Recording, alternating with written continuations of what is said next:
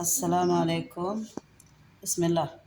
வாங்க, இன்றைக்கி இடியாப்பம், உளுத்தம் வடை, மட்டன் கறி, சுக்கு காப்பி. வாங்க பாருங்க.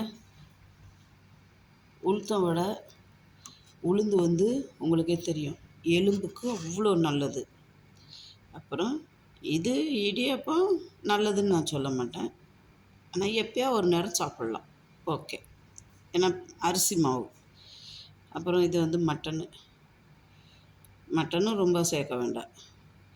இப்போ இருக்கிற காலகட்டத்துக்கு மட்டன் மாதத்துக்கு ஒருக்கா, 15 நாளைக்கு ஒருக்கா மட்டன் சேருங்க, அது போதும். மீன் நிறையா சேர்க்கலாம்.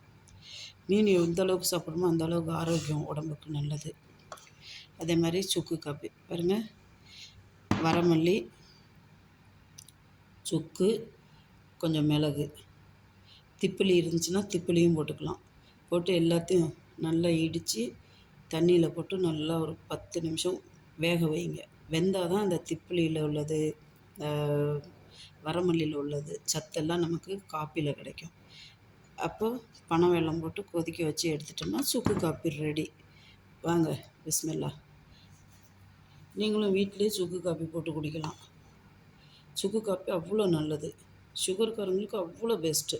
உங்கள் உடம்பை நீங்கள் தான் பாதுகாக்கணும். நானும் டெய்லி ஒரு நியூஸ் கொடுக்குறேன், உங்களுக்கு புரிஞ்சால் சரி. இன்ஷா அல்லாஹ். அல்லாஹ் கரீம்.